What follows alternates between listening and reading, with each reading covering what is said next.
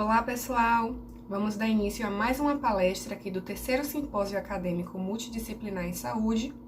E a palestra de hoje tem como título Condições Sistêmicas e Manifestações Orais, Importância no Diagnóstico e Tratamento.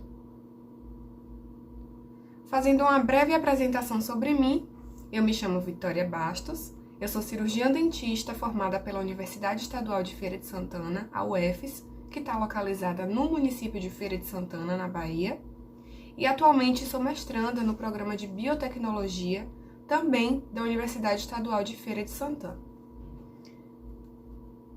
Vamos dar início então à apresentação das manifestações orais das condições sistêmicas. Primeiramente, é importante dizer que manifestações orais são muito comuns quando estão relacionadas a outras condições sistêmicas. E elas podem ser os primeiros sinais e sintomas de algumas condições. Daí a importância que tem de reconhecê-las e saber identificá-las e correlacioná-las com as possíveis condições sistêmicas que elas podem estar relacionadas.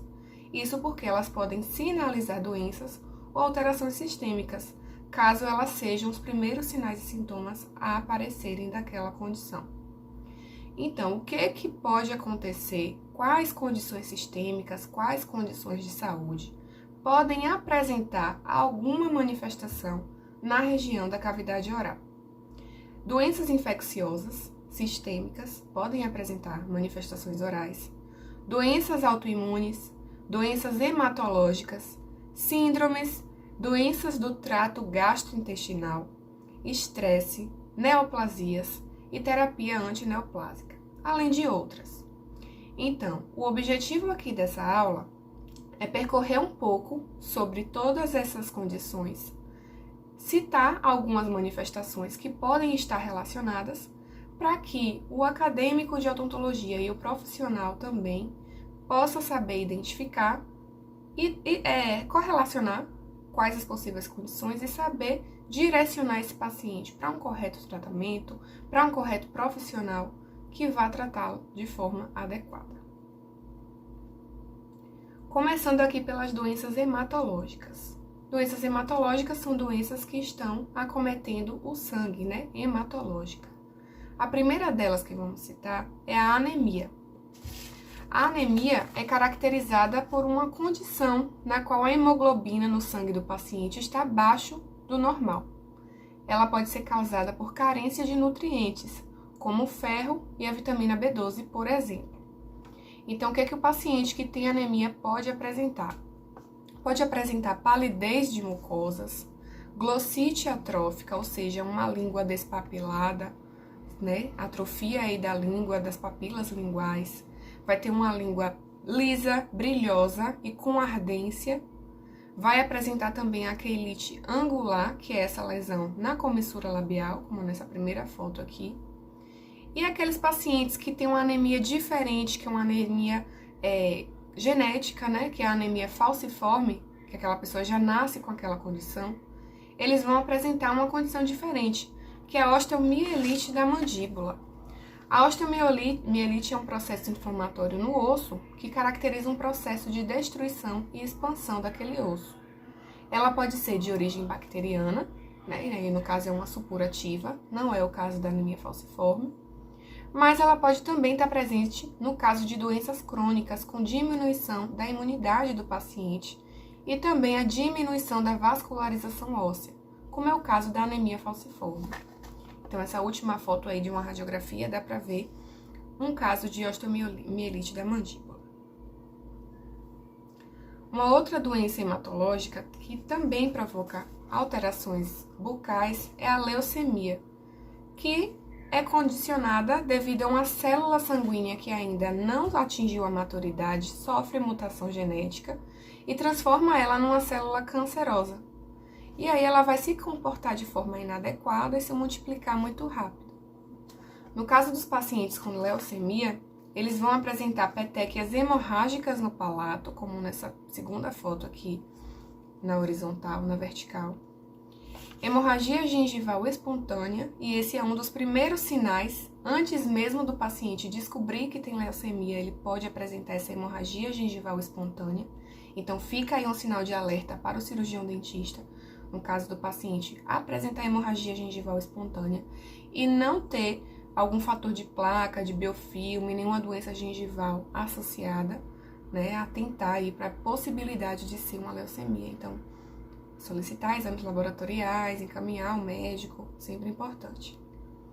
Além disso, vai ter ulcerações na mucosa oral, candidíase, que é uma infecção fúngica, né, como nessa foto aqui de cima, da direita. Infecção herpética, né, ter o vírus do herpes simples. E também aumento gengival difuso incolor. Observando algumas dessas alterações isoladas ou associadas, e o paciente não tem nenhuma causa aparente, pensar sempre em alguma condição sistêmica e solicitar exames. Partindo agora para o grupo das avitaminoses. A vitaminose é a deficiência de algum tipo de vitamina. A primeira delas é a deficiência de vitamina C. Paciente que não tem a quantidade ideal de vitamina C vai ter úlceras, edema gengival generalizado, sangramento espontâneo, imobilidade dentária. Já o paciente que tem a deficiência de vitamina D, ele vai ter uma hipomineralização, ou seja, a mineralização daquele dente, daquele osso vai ser comprometida, né? Vai apresentar aquele esmalte mais com a translucidez diferenciada. A hipomineralização, a espessura do esmalte é normal, mas a condição, a qualidade dele que está afetada. Osteomalácia, que é uma condição na qual vai ter uma mineralização incompleta óssea e pode apresentar alguma dor difusa, pode apresentar também fratura óssea devido a essa complicação da deficiência em mineralizar completamente aquele osso. Já aqueles pacientes que possuem deficiência de vitamina K, aqui é muito importante saber no caso de procedimentos cirúrgicos que forem ser realizados, porque esses pacientes eles têm risco de sangramento espontâneo, já que a vitamina K está relacionada aí com a cascata de coagulação sanguínea. Partindo agora para o grupo das condições hormonais. Quais condições hormonais que podem ter alguma manifestação oral? A primeira delas é o hipotireoidismo, que é aquela condição na qual a glândula tireoide ela vai produzir em menor concentração do que o ideal os hormônios que ela produz naturalmente, que é o T3 e o T4. O paciente com hipotireoidismo vai ter um espessamento da língua, que é chamado macroglossia, e também um espessamento de lábios. E aí, no caso das crianças, é importante porque vai haver uma interrupção da erupção dentária. Fica aí um alerta, aparecer uma criança com a interrupção da erupção dentária, pensar na hipótese do hipotireoidismo, se não houver nada que esteja justificando aquele atraso. Já a outra condição que eu trouxe aqui é a diabetes mellitus, que é muito comum, muitos pacientes têm, muitos brasileiros têm. O que o paciente com diabetes apresenta na condição oral? Glossite migratória benigna, que é a chamada língua geográfica, doença periodontal, é muito comum, quase todos eles vão necessitar de uma terapia básica periodontal, né, de controle, de manutenção, vão precisar de intervenções no periodonto. Isso porque eles estão mais suscetíveis à infecção, né? Até aqui tem escrito propensão à inflamação, mas também à infecção. Vão ter também uma cicatrização retardada, então cuidado ao realizar procedimentos cirúrgicos. E também a candidíase eritematosa, que é a infecção fúngica que eu falei. A candidíase tem algumas manifestações clínicas diferentes, e uma delas é a eritematosa, que é essa que está aqui na segunda foto, que se apresenta de forma mais como um vermelhidão.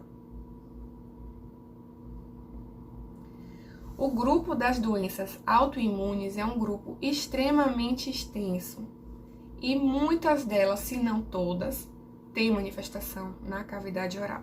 Mas aqui vamos percorrer apenas sobre algumas delas, para que fique o alerta para saber identificar, para saber pensar numa hipótese diagnóstica a partir dos sinais clínicos que aquele paciente pode ter.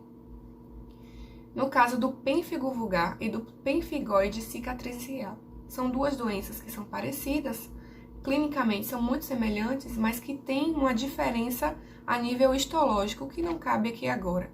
Mas tanto o pênfigo quanto o pemphigoide vão apresentar na cavidade oral bolhas e úlceras na mucosa oral, além de uma gengivite descamativa. Isso porque as doenças autoimunes, os próprios anticorpos do paciente vai identificar alguma célula, alguma estrutura do próprio corpo como estranho. E aí, no caso do pênfigo e do pemphigoide, o sistema imune vai atacar células que estão no revestimento do nosso corpo, tanto pele quanto mucosas. Então, vai aparecer essa descamação, essas bolhas e essas úlceras, né? Que ao serem as bolhas quase não são perceptíveis porque elas estouram rapidamente. Então, ficam se apresentando ali como úlceras na mucosa oral. As próximas doenças são eritema multiforme e lúpus eritematoso sistêmico. As duas também vão apresentar úlceras bucais, além de lesões em pele. Já o líquen plano é uma doença também autoimune, mas também é uma desordem potencialmente maligna. E ele pode se apresentar de formas diferentes. Pode se apresentar como estrias, principalmente na região de mucosa jugal, como aqui nessa foto mais abaixo, que é bem característica. Pode apresentar uma mucosa mais atrófica, erosiva, em forma de pápulas ou de placa. O que é importante lembrar sobre essas doenças autoimunes? Muitas delas, como eu mencionei aqui, têm lesão em pele, todas elas, na verdade, apresentam lesão em pele. Algumas vão apresentar também lesões em mucosa genital e em mucosa ocular. Então, é importante eu suspeitar dessas lesões, diagnosticar e encaminhar para outros profissionais de saúde para que possa dar o tratamento correto. Encaminhar para o ginecologista, para o urologista, para o oftalmo também, para tratar corretamente e de forma sistêmica esse paciente. Ainda no grupo das doenças autoimunes, temos a síndrome de Sjögren, ou Sjögren, que é uma destruição de glândulas que podem ser lacrimais ou salivares. Então, esse paciente ele vai ter uma secura na boca e nos olhos. Ele vai apresentar aí uma hipossalivação, que é a diminuição da produção de saliva, a xerostomia, que é a sensação de boca seca, que nesse caso é devido à hipossalivação, né? Lembrando que tem casos de outras condições que o paciente tem xerostomia, mas não tem hipossalivação. E a síndrome de Sjögren também pode produzir a acialia, que é a ausência completa de produção de saliva. Devido a essa secura, né, a ausência de produção de saliva, esse paciente está mais propenso a ter cárie, porque sabemos que a saliva vai remineralizar aquele dente, vai equilibrar o pH bucal, então não vai ter essa proteção da saliva no processo de cárie. Esse paciente está mais sujeito a infecções oportunistas, já que a saliva também contém imunoglobulinas, contém um componente aí imune, né, que vai ajudar esse indivíduo a se proteger contra infecções. Então, esse paciente está mais suscetível a se infectar.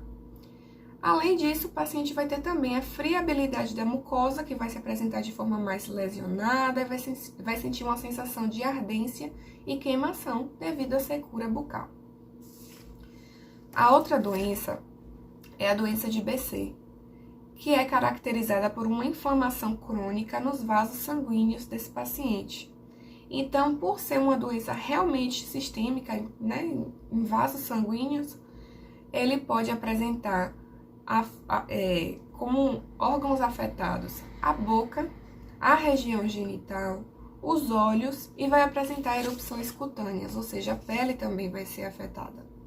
Então, na doença de BC, esse paciente vai ter ulcerações na mucosa, lesões afitosas complexas, nessa foto aqui é uma afta comum, mas são mais complexas as aftas desses pacientes. Lesões mucocutâneas, ou seja, em pele e em mucosa, que vão produzir ardência, dor e desconforto. E é citado também que esse paciente tem uma hipersensibilidade a estreptococos. Então, tá aí mais suscetível a infecções também. O grupo das doenças infecciosas são outro grupo extremamente grande. Selecionei algumas mais comuns para que sejam rotina, né, da vida clínica. Uma delas é o herpes simples, que é uma infecção viral.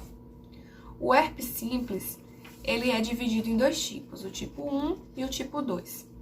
Basicamente, o tipo 1 é aquele que acomete da cintura para cima, então vai acometer aí a região bucal, a região da cavidade oral. E o herpes simples tipo 2 é aquele que vai acometer a região genital, ou seja, da cintura para baixo.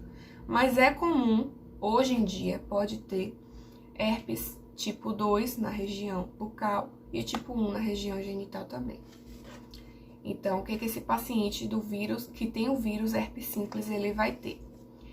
Em primeiro caso, quando o paciente é acometido pelo herpes na primeira infância, né, nos primeiros anos de vida, o quadro vai se apresentar como gengiva-estomatite herpética aguda, que esse paciente vai apresentar vesículas, úlceras e crostas na região bucal, região gengival, né, gengiva-estomatite, então vai ter na gengiva, vai ter em toda a região bucal. E é um quadro bem doloroso para o paciente, bem incômodo, o paciente fica sem comer, chega a ter febre, né? Geralmente acontece quando há o primeiro contato do indivíduo com o vírus. Como tem um sistema imune ainda em desenvolvimento, esse quadro acaba sendo mais grave. É importante lembrar que o paciente com herpes não fica curado. Ele vai ter sempre o vírus do herpes alojado em seu nervo e possa ser que ao longo da vida ele tenha outras manifestações pelo vírus da herpes, ou não. Geralmente acontece em casos de baixa de imunidade, radiação, casos de estresse, então esse vírus reativa, né? A imunidade decai e o vírus aumenta. Então vão ter outras manifestações. No caso dos adultos, podem ter aí a faringoamidalite, né? Que já é no caso de esse vírus replicar novamente. E aí esse paciente vai ter dor de garganta, vesículas e úlceras na região já do palato mole, na região das amígdalas. Ou então o herpes labial, que é uma condição muito frequente, muito comum, que é ter essas vesículas, né? Essa coceira, essa dor, ardência, né? O prurido, que é bem característico, que é essa coceira. Esse paciente pode ter pontadas, calor, eritema, pápula, vesícula, úlcera e crosta, ou seja, existe uma vesícula, uma bolha que vai estourar, vai formar uma úlcera e com o passar dos dias vai cicatrizar, vai criar uma crosta, que é como se fosse uma ferida. Isso é muito comum, né? A maioria dos casos de herpes é labial, a manifestação aí ao longo da vida. É importante ter consciência que o herpes ele tem o risco de autoinoculação. Então, se o paciente leva a mão para aquela região contaminada e vai coçar os olhos, vai contaminar tanto as mãos quanto os olhos, né? Então, ao atender esse paciente, ter cuidado, sempre deixar, se possível, para o último horário do dia, para evitar contaminação com outros pacientes, informar ele também que é uma doença que vai possivelmente reaparecer ao longo da vida e os cuidados que devem ter, né, com a manipulação da área contaminada e com as outras pessoas próximas a ele. O tratamento para herpes é sintomático. Existem antivirais, tanto tópicos quanto sistêmicos, que podem estar sendo utilizados aí nesses quadros. Uma outra doença infecciosa é o HIV. Essas manifestações que podem aparecer devido à infecção pelo HIV, geralmente são em quadros mais avançados em que o paciente já está com a síndrome da imunodeficiência adquirida, né? Ele já está com a AIDS, já está com aquela baixa de imunidade, já está bem afetado, né? Então, o nível de HIV está mais alto. Uma das manifestações é a leucoplasia pilosa, que é característico do paciente com HIV. O sarcoma de Kaposi, que é essa neoplasia, né? Essa formação mais arroxeada aqui nessa última foto, é bem característico de pessoas com HIV. Então, se vê um paciente com essa lesão, possivelmente esse paciente é portador do HIV, ele pode não saber ou ele pode não informar, mas existe essa correlação. Esse paciente está mais sujeito também a ter candidíase oral, tanto da forma pseudomembranosa, que é essa forma mais branquinha, né, que se apresenta como placas destacáveis, tanto da forma eritematosa, como eu mencionei anteriormente nas outras condições, como da forma hiperplásica. Pode apresentar também queilite angular, que é aquela lesão na região da comissura labial, e também a doença periodontal comum desse paciente é a gengivite ulcerativa necrosante, que não está atualmente na classificação das doenças periodontais atuais, mas na antiga, né, anteriormente a 2018, tinha essa classificação, essa condição. E a gengivite ulcerativa necrosante, o próprio nome diz é necrosante. Ela está ali provocando uma necrose na região interdental, né, na região das papilas, então é possível ver uma secreção purulenta, ver uma área mais esbranquiçada, que é a região de necrose ali. Outra doença infecciosa é a sífilis, que é uma doença bacteriana, que também é sexualmente transmissível, e ela vai acometer ali a região de pele e de mucosa também. O paciente com sífilis vai apresentar ali uma úlcera que pode estar recoberta por uma membrana mais esbranquiçada. E é importante também saber sobre a sífilis congênita. A sífilis ela pode ser passada também de mãe para filho durante a gestação, durante o parto. E aí aquele indivíduo já vai nascer com a sífilis congênita.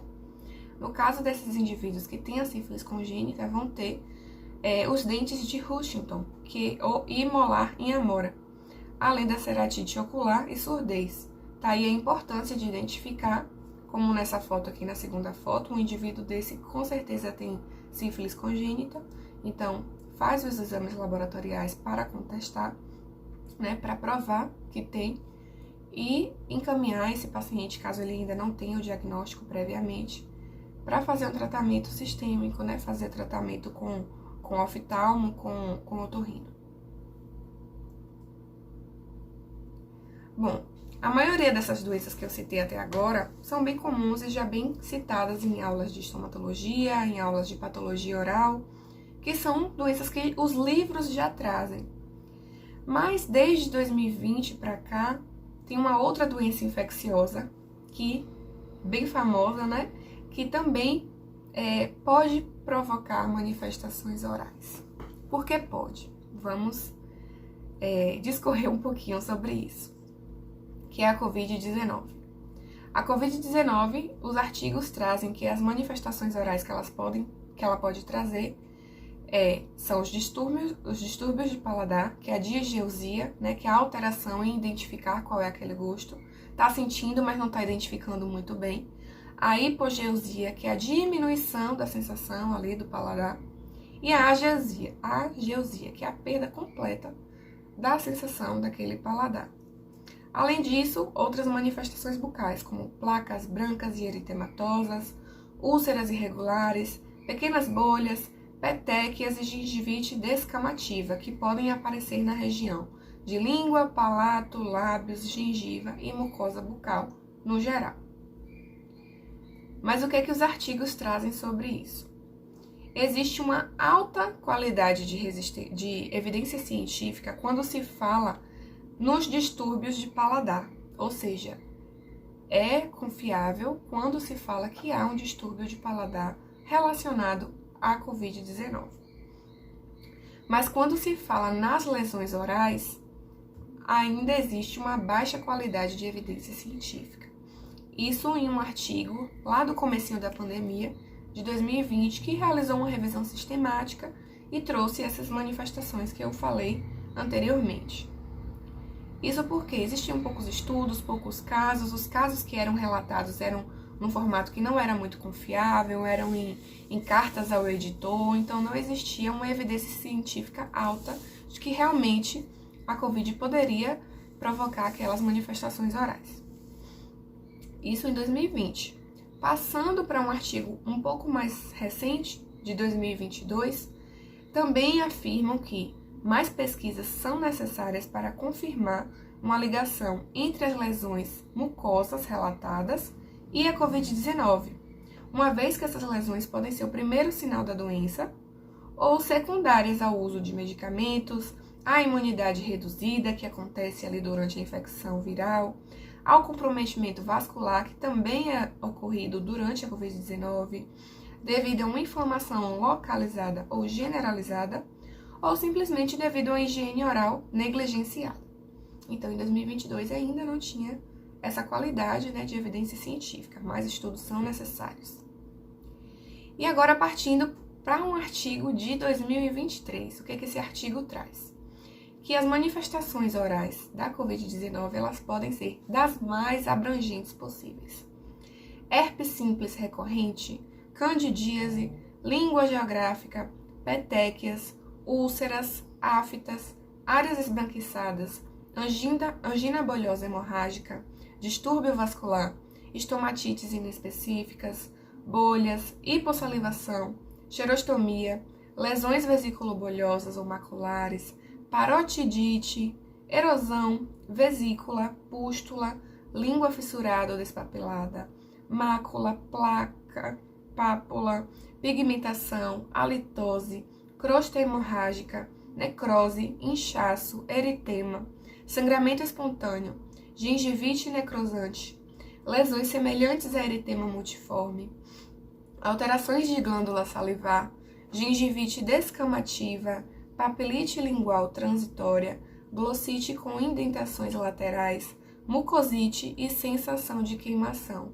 Ou seja, um pouco de tudo, de quase todas as lesões que temos, podem ocorrer na presença da Covid-19. Localização em qualquer área da região bucal.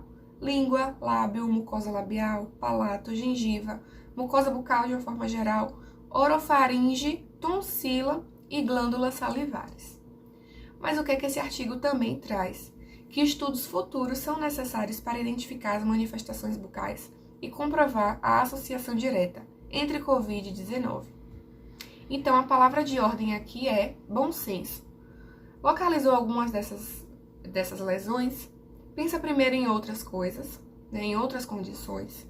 Ou relaciona logo com a Covid-19 na presença de outras manifestações que estejam relacionadas com a Covid-19. Tem algum sintoma respiratório? Tem alguma dificuldade respiratória? Tem febre, dor de cabeça? Tem algum sintoma gripal? Na presença desses sintomas, você suspeita, sim, de Covid. Mas pensa primeiro em outras lesões, já que a Covid ainda são necessários mais estudos para comprovar que, de fato, existe essa relação, entre essas lesões e a Covid, já que pode ser devido aos outros fatores, como eu mencionei. Pode ser devido à baixa de imunidade, pode ser devido à vascularização comprometida, pode ser até devido ao uso de medicamentos, enfim. Passando agora para as doenças do trato gastrointestinal. Uma das doenças citadas aqui é a doença de Crohn. Ela é uma doença inflamatória do revestimento do trato gastrointestinal. Então, se afeta o trato gastrointestinal, lembramos que a boca, a cavidade oral, também é um órgão do trato gastrointestinal. Então, ela também vai ser afetada. Apesar de que a doença de Crohn, ela afeta mais o intestino.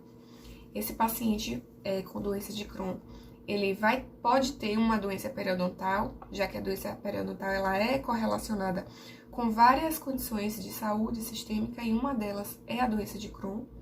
Esse paciente vai ter úlceras em todo o trato gastrointestinal e na região bucal ele pode ter edema labial, edema em mucosa oral e em gengiva, Vai ter um aspecto aí de gengivite. Esse paciente pode ter também uma queilite angular e a gengivite em si. Uma outra doença do trato gastrointestinal é o refluxo gastroesofágico. Esse paciente vai ter a regurgitação aí do ácido estomacal e, por ter a presença desse ácido na cavidade oral, vão ter manifestações, como a erosão dental, que é esse desgaste do dente, das estruturas do esmalte ou até mesmo da dentina. Pode até ter exposição pulpar devido a esse desgaste na presença de do ácido estomacal. Pode ter alterações salivares, halitose, xerostomia, aftas, aquela sensação de queimação ou coceira na mucosa oral. Vai ter alteração na atividade de cárie, já que vai ter aquele ácido, vai ter um pH mais ácido na mucosa bucal. Vai sentir um gosto azedo ou amargo na boca, ele pode se queixar disso, pode apresentar esse sintoma, pode relatar esse sintoma. Vai ter alterações gengivais, alteração na salivação, Vai ter uma salivação excessiva, pode ser que sim. E uma sensibilidade lingual e dental, já que esse paciente pode ter aí uma exposição dos túbulos dentinários ou até mesmo da polpa. No caso desse paciente aqui, não adianta apenas tratar as consequências, é necessário tratar a origem. A gente vai ver um pouquinho mais à frente que, em alguns casos, tratamos apenas os sintomas, em alguns casos, tem que tratar a causa. Se restaurar todos esses dentes, com algum tempo depois, esse paciente vai apresentar o mesmo quadro, se ele não tratar o refluxo, porque sempre vai ter a presença daquele ácido na cavidade bucal. Passando agora para as doenças cardiovasculares. Como eu mencionei, a doença periodontal está relacionada com algumas condições de saúde, e é o caso das doenças cardiovasculares. É relatado aqui que há uma associação entre a doença periodontal e a doença cardiovascular. Então, esse paciente vai ter uma periodontite, né, que é inflamação, infecção ali nos tecidos periodontais que dão suporte ao dente. Vai ter uma gengivite, uma hiperplasia gengival. E também, além das manifestações que podem estar relacionadas à presença da condição sistêmica, esse paciente pode também apresentar reação ao uso dos medicamentos que esses pacientes que têm problemas cardiovasculares estão utilizando. Pode apresentar hipossalivação, xerostomia e distúrbios do paladar. Um aspecto muito importante aqui para a gente saber que a terapia antineoplásica, ela produz muitas manifestações bucais, a curto prazo e a longo prazo também. E aqui, na maioria dos casos, nós vamos saber que esse paciente fez terapia antineoplásica, porque eles vão relatar. O paciente em tratamento de câncer, né, necessariamente precisa fazer um acompanhamento odontológico antes, durante e após o tratamento, justamente para diminuir ou minimizar o impacto que essas manifestações vão ter, tanto durante o tratamento quanto após a finalização do tratamento. E esse após pode ser a curto prazo, né? Pouco tempo após a finalização, como pode ser anos depois, essas manifestações ainda aparecem. Então, o paciente que fez quimioterapia e radioterapia pode ter manifestações, mas elas podem ser diferentes, a depender do tipo de terapêutica utilizado. Quem fez quimioterapia vai ter mucosite, porque vai afetar todas as células que têm alto turnover, né? As células que estão ali em constante renovação, como são as células da mucosa oral. Paciente que fez radioterapia na região de cabeça e pescoço também vai ter mucosite. Hipossalivação e xerostomia pode ser devido ao uso dos quimioterápicos e devido à radioterapia também na região de cabeça e pescoço. Cárie de radiação no caso da radioterapia na região de cabeça e pescoço. Os tecidos realmente são como tivessem sido queimados mesmo. Então, é como nessa segunda foto aqui, essa cárie mais escurecida, né? Fica bem escura, bem enegrecida. Esse paciente pode ter necrose óssea devido ao uso de medicamento que vai diminuir o potencial de vascularização daquele tecido. Ou pode ser a osteoradionecrose, que é provocada por causa da radioterapia na região de cabeça e pescoço. Então, aquela região também vai apresentar um baixo potencial de vascularização e baixo potencial de renovação. Então, se for realizar procedimentos traumáticos ali naquela região, como a extração, é muito provável que haja uma osteoradionecrose. Então, tem cuidado, bastante cuidado com esses pacientes. Candidíase, esses pacientes também estão sujeitos, já que existe uma diminuição da imunidade aí nesses casos. Presença de infecções oportunistas, do mesmo jeito que a candidíase. E o trismo, que é a dificuldade de abertura bucal, nos casos dos pacientes que fazem radioterapia na região de cabeça e pescoço. Isso porque o disco articular, os músculos da mastigação, todos eles acabam sendo afetados também com a radioterapia e existe essa dificuldade em abrir, em fazer esse movimento de abertura bucal. Estresse. Essa é uma condição em que todos os indivíduos estão expostos atualmente. Então, sabemos que o estresse, durante a atividade de estresse, existe uma produção do nível de cortisol mais elevada. E o cortisol, está relacionado com a atividade de diminuição da imunidade.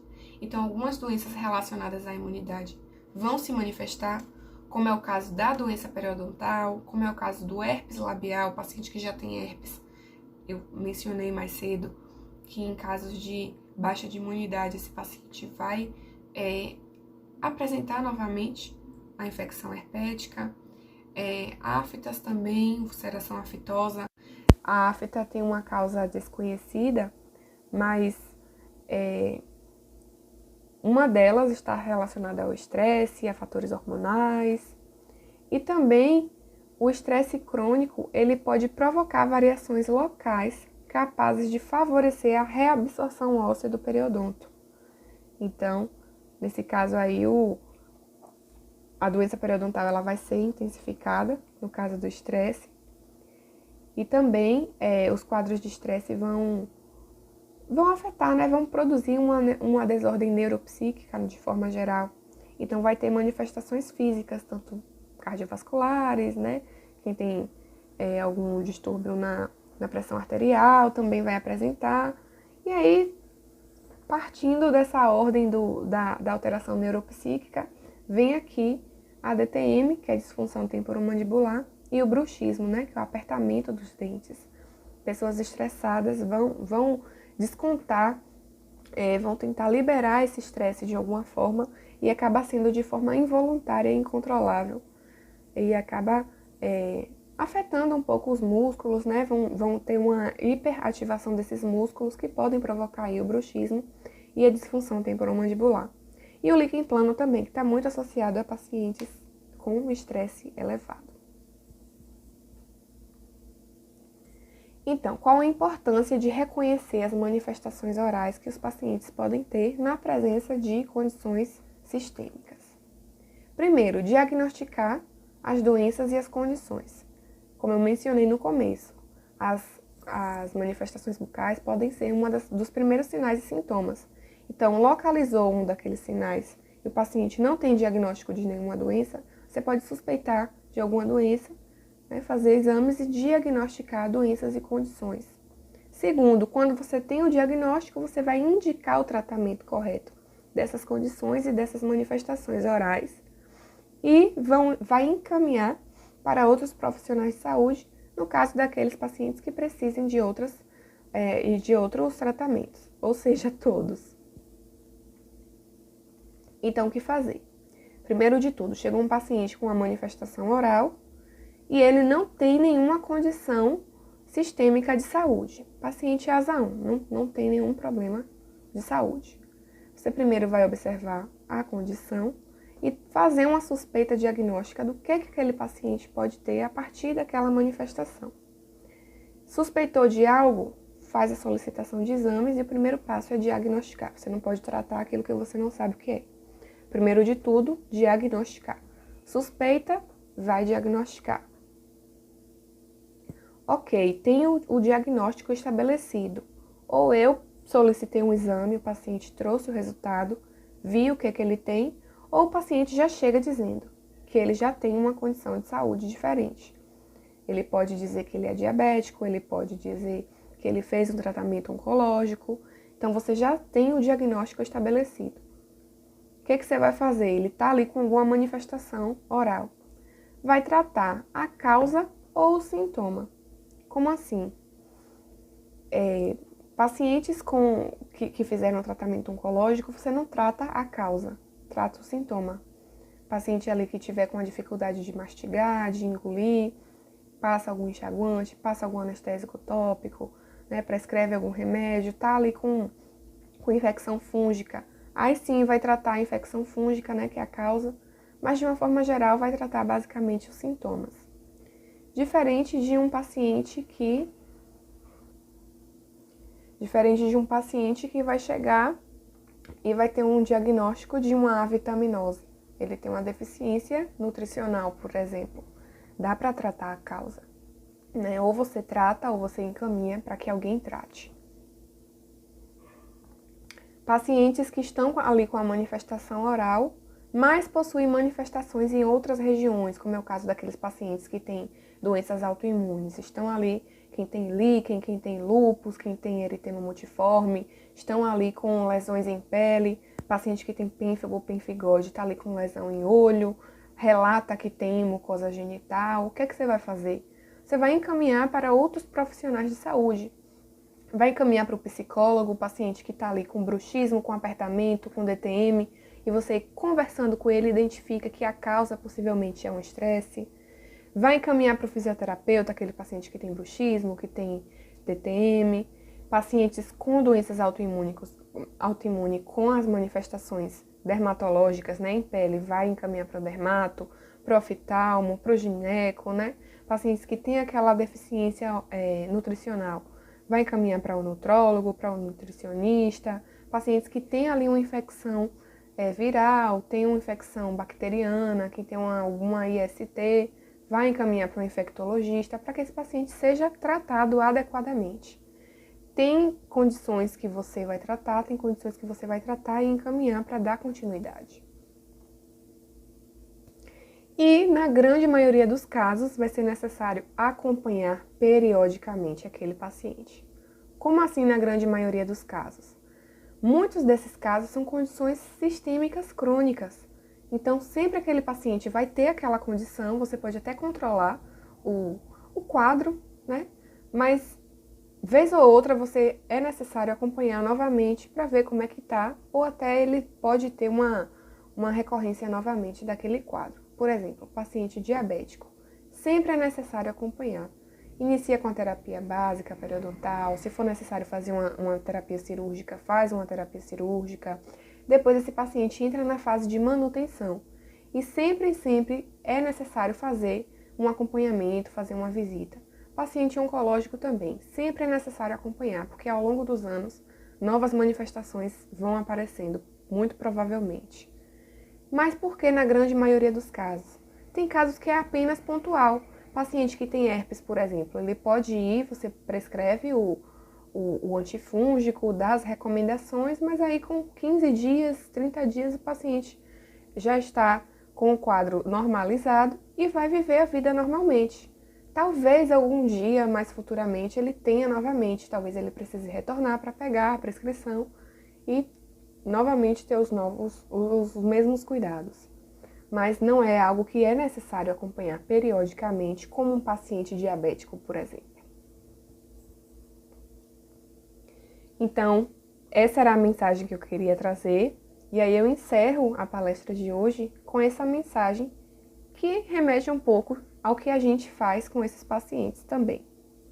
É uma frase de Madre Teresa de Calcutá que eu gosto muito, que diz: por vezes sentimos que aquilo que fazemos não é senão uma gota de água no mar, mas o mar seria menor se lhe faltasse uma gota. Então, tudo que você puder fazer pelo paciente, nem que seja o mínimo, nem que seja uma recomendação, uma orientação, um encaminhamento, faça da melhor forma possível, porque com certeza vai fazer diferença na vida daquele paciente que está ali sofrendo, que está ali sendo acometido por algumas condições que muitas das vezes não tem cura, tá? Então, faça essa gotinha, faça esse pouquinho que o mar seria menor se você não fizesse. Aqui as referências. E obrigada. Aqui está o meu contato também. Qualquer coisa, estou às ordens. Obrigada.